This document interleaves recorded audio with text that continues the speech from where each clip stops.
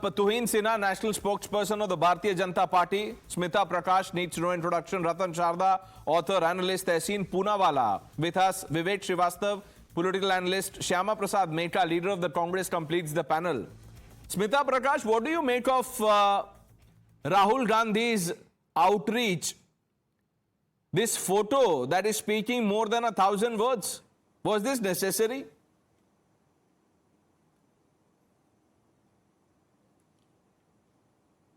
Pranesh, about the photo, this is not a Bharat Jodo Yatra that Rahul Gandhi has embarked. Now he's leader of the opposition, and that brings with it certain responsibilities. If he was in the same room as Ilhan Omar and he was tricked into it, supposedly, let's give him benefit of doubt that he didn't know who would be brought in by his host, and if he was tricked into this, that a US congressman from Minnesota has come, he knows about her, right? That she's an India baiter. Then he should, and she's spoken on behalf of Pakistan occupied Kashmir. She has spoken, you've run the whole gamut of what her statements are. In that case, he should have spoken up for India's diversity, called out her claims that India was one step away from genocide.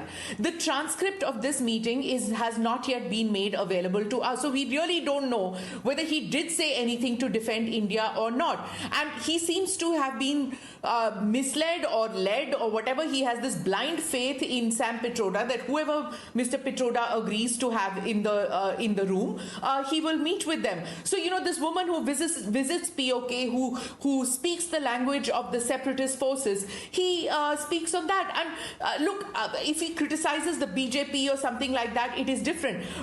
But even in another interaction, he singled out a Sikh gentleman, and he said that I am fighting for your right to wear a turban. I'm fighting for your right to wear in India, fighting for your right in India, people of your faith, right to wear a turban, wear a kada, go to a gurdwara. He says this, and what is he doing? He's pandering to the whims of that Khalistani separatists, which is so shocking because, look back on it. His father, in 1985, he was in the US, and there somebody from the audience, and particularly nasty reporter, talked about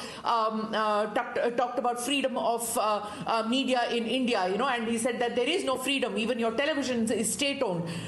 It was the truth that, yes, television was state-owned. But Rajiv Gandhi defended India even then. I was a student. For me, he was a hero at that stage. He defended state-run media and said, you people are not fair in your media, in your country. Not just that. When a Khalistani picked up, and a question from a Khalistani supporter picked up and talked about Khalistan, what did he say? He says, the last I heard, the Sikh kingdom's capital was in Lahore. Here was a man who defended. What does his son do? He goes and talks the language of that Khalistani separatists. And how long did it take for Panun to turn around and say that in my audience there were people who were Khalistani supporters who were there in the audience of Rahul Gandhi? For me, Smita Prakash, just to add to what you were saying, have we forgotten that tableau glorifying the assassins of Indira Gandhi? We haven't. Tehseen Poonawala, what is going on? A day after he said, Sikhs are not safe in India, they don't have the freedom to practice their faith. Rahul Gandhi then meets with this part propagandist. Pranesh, thank you for having me on the show. And I've been amazed. I'm actually amazed that the entire media cacophony is orchestrated in a way that the leader of opposition, Shri Rahul Gandhi ji, had a one-on-one meeting with this Ilhan Omar, who, by the way, I think is a left loony, is absolute nonsensical, and I think is anti-India. It wasn't a one-on-one meeting. It was a meeting between the leader of opposition and members of Congress. So as my friend Pawan rightly said, I dare the BJP, dare that Jai Shankar write a letter and say, why was this woman sent? It was decided by the state. But okay, let's leave that. Let's come to the second thing. This Ilhan Omar, this woman, actually went to POK, Pak-occupied Kashmir, which is a legitimate territory of India. What did the Indian government do? As much as the Prime Minister's press conference is zero. In America, in fact, turned around when Congress raised the opposition, people like me tweeted.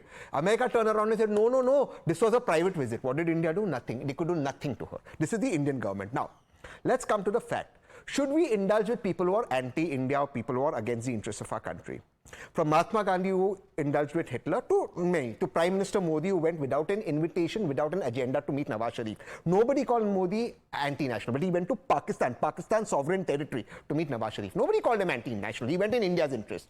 Let's come to the RSS BJP, 12 meetings with the CCP, Chinese Communist Party, 12 meetings. Nobody called him anti-national. In fact, the two-track diplomacy is still on with Pakistan. That is why when the missile got left from India, it didn't have any warhead on it. We could reach out to Pakistan in time, say, don't retaliate. This missile is just there's no warhead on it. There'll be no damage. And Pakistan responded because there's second two-track diplomacy. So, fact is, you should talk to your enemies. Rahul Gandhi actually was convincing her to be on the part of India. And when the transcripts will come out, it is for everyone to see. But I'm daring the BJP on national TV. Tell what action will be taken against Ilhan Omar. You all took no action when she went to POK.